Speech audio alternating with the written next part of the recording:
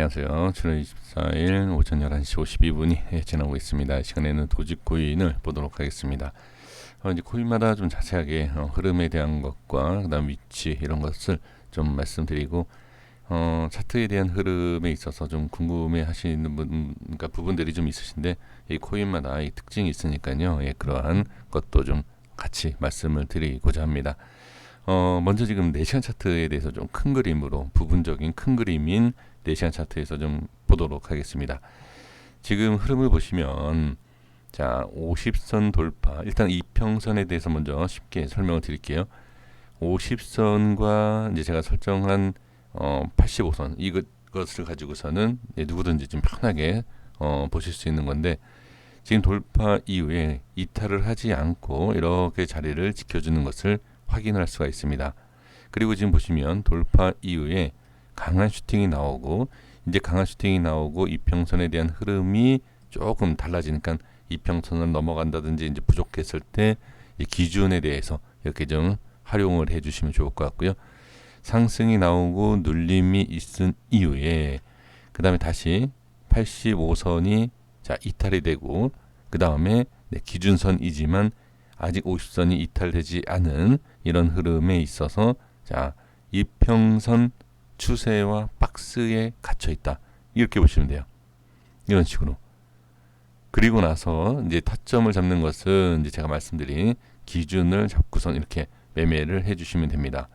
자, 그러면 지금 4시간 차트에서 흐름을 봤을 땐 이평선에 대한 부분이 이렇게 지금 박스 안에 갇혀 있는 상황. 그리고 이제 단기 이평선인 20선이 어떻게 중기 이평선을 하나씩 뚫고 올라왔다라는 것. 그렇죠? 그런데 지금 보시면 이동평균선이 단기 이평선이 중기 이평선 뚫고 올라왔다라는 것은 이미 가격이 상승이 되어 있다는 얘기예요. 그러면 상승이 되어 있는 상태에서 추가적으로 이평선을 뚫기 위해서는 현재 위치에서 강하게 상승이 나와야 돼요. 그러면 지금 85선을 20선이 85선을 뚫기 위해서는 상당히 강한 힘이 필요하다는 거죠. 그러면 이 흐름을 따라가면 가격이 어느 정도 올라와 있다는 얘기지 않습니까?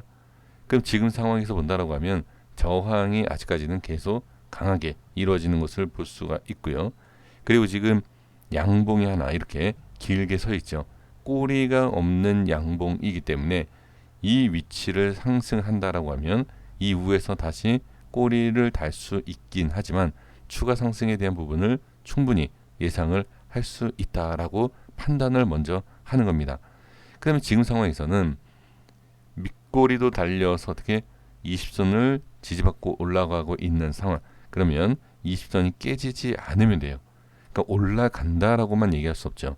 하지만 20선을 깨지 않은 상황에서 지지를 받고 있다라고 하면 스윙을 할 수 있고요. 20선이 깨진다라고 하면 조금 위험할 수 있다. 그러니까 위험하다는 것은 그냥 조금 밀릴 수 있다죠. 뭐 크게 이렇게 보는 건 아니기 때문에. 그래서 4시간 차트에서는 이렇게 큰 그림으로, 단기 큰 그림으로 이렇게 그려보는 겁니다. 그래서 85선을 뚫고 가느냐, 20선을 지지받느냐, 그리고 여기서 이제 삼각수렴 모양이 나오고 반등이냐 하락이냐, 아주 지금 단기적으로 흐름을 읽어보기가 쉬운 그런 위치이다라는 것을 말씀을 드려봅니다. 그러면 30분 봉에서 이제 말씀을 드려볼게요. 30분 차트입니다. 이 30분 차트에서 확인을 해보시면 이평선 장기, 그러니까 중기지만 여기서는 장기로 볼게요. 120선이 맨 위로 올라가면서 자 여기서 보면은 정배열에서 이제 역배열로 바뀌는, 그렇죠? 역배열로 바뀌는 모습입니다. 역배열로 바뀐다라는 것은 하락을 한다라고 무조건 볼 수 없어요. 왜 그러냐면 역배열에서 큰 그림으로 보면은 이게 하락이지만 역배열인 상황에서 가격은 올라가기 시작하면 이제 정배열이 될까 말까 이런 시작이거든요. 그렇기 때문에 역배열이다라고 해서 무조건 안 좋은 게 아닙니다.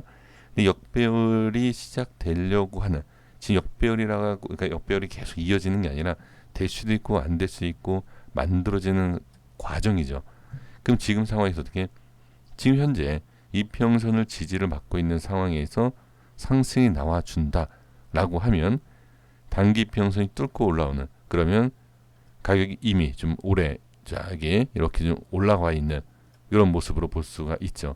그러니까 지금 상황에서 판단하기가 제일 쉬운 것은 이평선을 일단 지지를 하느냐, 그리고 20선 이렇게 올라왔을 때 20선에 대해서 또는 이 이평선에 대해서 지지를 받고 올라갈지 횡보할지 이것만 판단하시면 됩니다.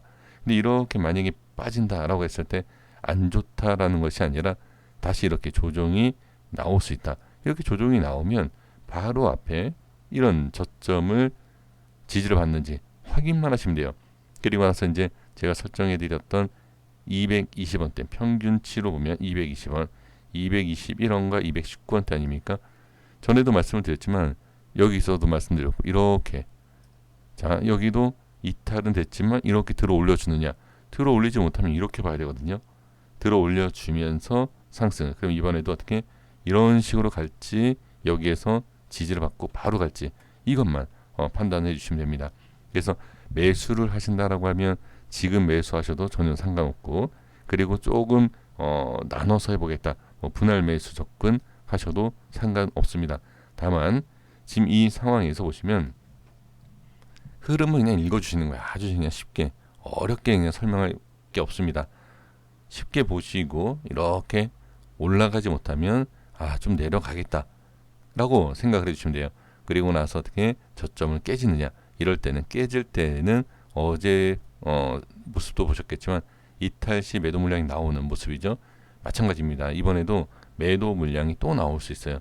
왜 그러냐면 상승에 대한 부분의 흐름을 정확하게 뚫고 올라가는 강한 슈팅이 나오지 않는다라고 했을 때 매도 물량이 또 이렇게 좀 만약에 빠지면 나올 수 있습니다.